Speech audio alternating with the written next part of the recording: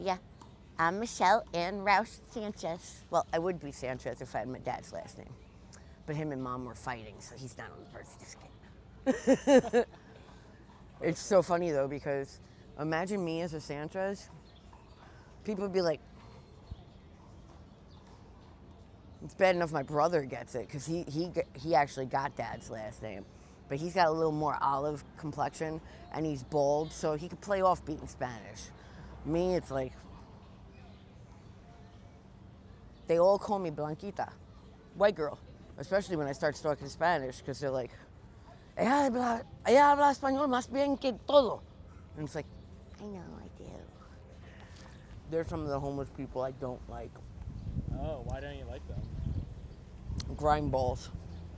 Type that'll rob other people the minute their heads are turned. They get high.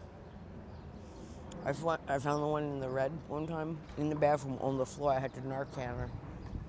Well, from what I heard, that's why they locked the park now. That somebody OD'd in here. When you go to the bathroom, you know, me being that I don't have a home, I go in there sometimes, you know, make a number 2 and clean up and change my clothes. If I'm in there for more than 5-10 minutes, the park lady comes in. Anybody who's in there for more than 5-10 minutes. Right up the butt. Because they're worried. Yeah. You don't want kids seeing or hearing or smelling any of that crap. Like,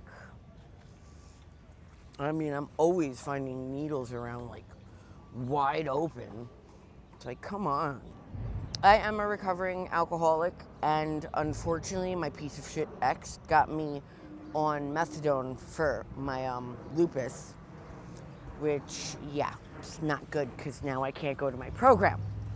So I have to try and find pills every so often. It's pretty much prescription heroin, but it's for pain. Okay. They use it for the pain management because the lupus hurts so bad that, you know, because I don't like most of the pain medications. They're horrible. You know, you get all, methadone doesn't seem to do that to me, but it makes you really sick when you don't take it. You literally leak out of every hole. Oh, no. Oh, yeah.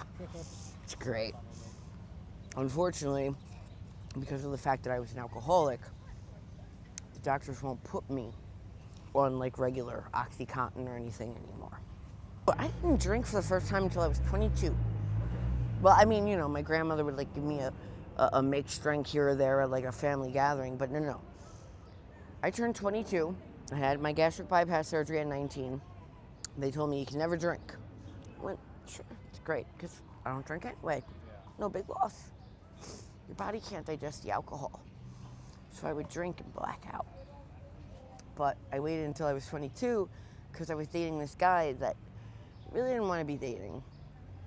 Didn't like him. He was a friend of a friend, and I was told if I stopped dating him, I couldn't be friends with them anymore. But he was 400 pounds, or 500 pounds, and yay tall. And the ugliest, nerdiest motherfucker I've ever met in my entire life. And he smelled. Because I felt bad for him. And he had a crush on me. So fuck me. So I ended up staying with him for 2 years. But at the time, he lived in Jersey. This is how Michelle got into drinking. Because Michelle's depressed about dating this guy. And we're living in Jersey. And we go to the store. And right in the middle of Key Food, gallons of vodka. Word. Right in my bag, walked out. And that's how it started. Gallon a day of vodka. A gallon a day. I didn't go from like nothing to like a pint or a couple of beers. No, a gallon. Who the fuck does that? I wanted to get blotto. Like I didn't want to breathe and know I was in the same circumference of him. Like, ugh. It was a numbing agent.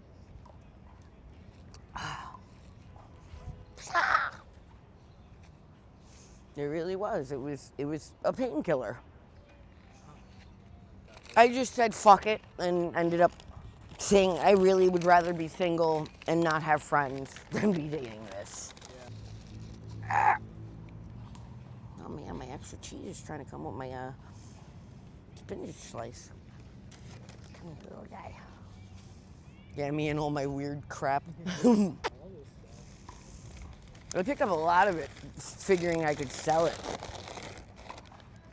Because I really started thinking about like putting out a blanket. Because I find so much good crap. I found a Samsung Galaxy. Just a phone line. Yeah, working. No, in the garbage. People throw the craziest shit out. Like brand new shit with tags. It's like they're like, nah, I bought that, but fuck it, I don't like the color. Like literally, that's what it's like. That's gotta be the cheesiest freaking spinach slice I've ever seen in my life. It's amazing. It's like heaven in my mouth. Well, see, I'm very weird. I'm not very big on the sauce. Like, I like other sauces, but I'm very, very picky when it comes. Oh man, am I gonna be able to get that? I haven't thrown a ball in a long time, bro. Wait, hold on.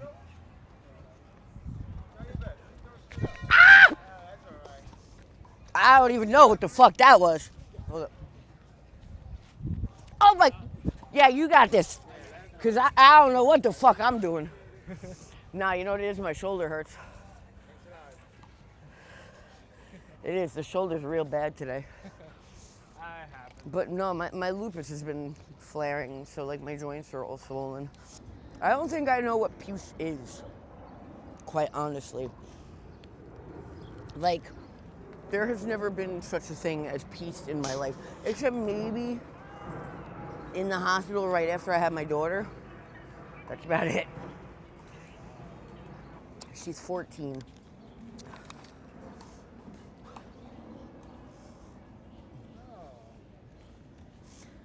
Melody Marie Arias, 11911. My mother's birthday's the 18th. I went into labor on her birthday. She was like, oh, you're gonna have to bake. No, I'm not. What do you mean? I'm not having her, she's having her own birthday.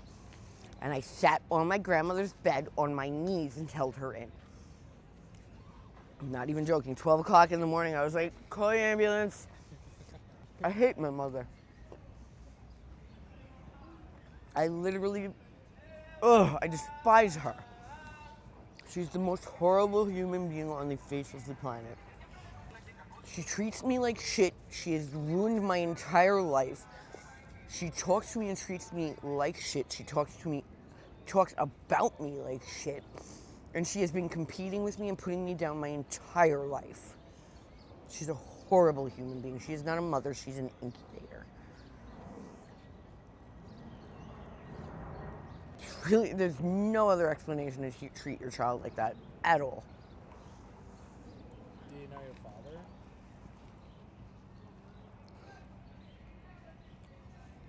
He was stabbed in the head with a screwdriver when I was 1.5. So he had the mental capacity of like a 5-year-old. On top of that, he's also paranoid schizophrenic, and he drank. So yeah, it was fun pretty much dealing with him because you never know what the fuck was going on, because he would go off his meds or stay on his meds and drink. And then yeah, it just was bad all around. All those scars are from sports, except for, you know, the knee replacement.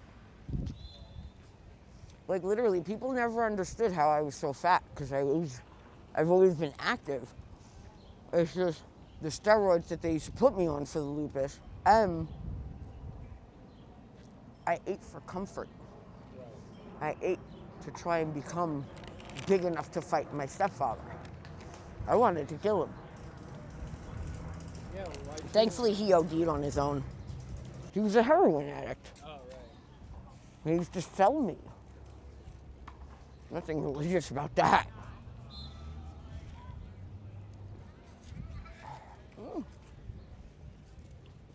I'm gonna have to wait a little while to eat that slice because my belly gotta settle.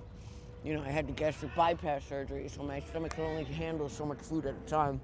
You like I- wearing bands or like a lot of wristbands? It's an anxiety thing. As a coping mechanism, when you start getting freaked out, play with them. It snaps you back to reality.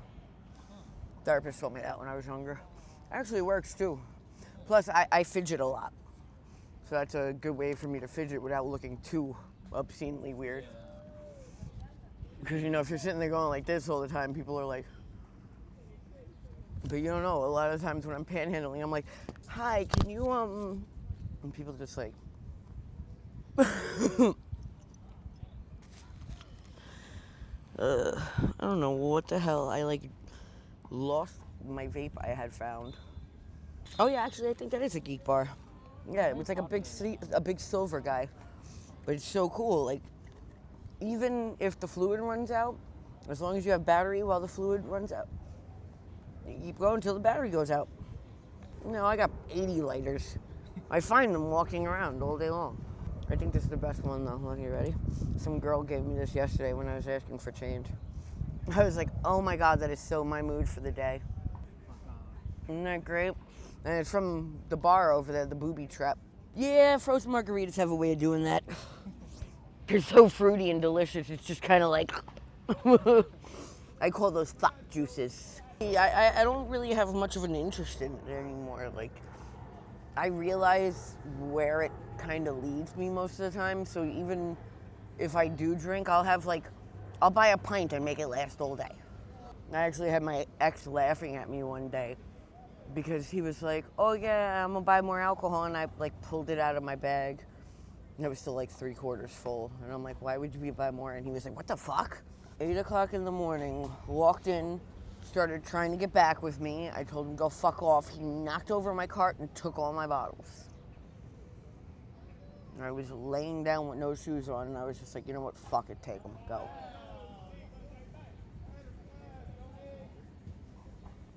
But I know he's gonna keep trying, and probably he'll try again tomorrow, because tomorrow would be our 4-year anniversary.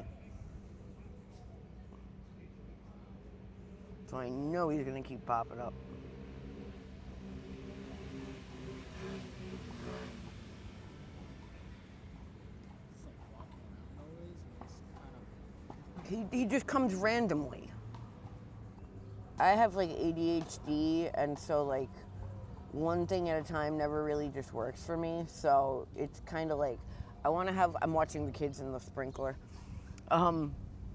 You know, I've always wanted to have like a food truck with grab and go food, no utensils necessary, because I love cooking. But then like I'm very into making things with my hands. So like I kind of want to have like a craft shop too. So like, I don't know. I used to have an Etsy online. I made good money too. I was catering like events, so that's what it is. I'm starting to get tired because I didn't sleep last night.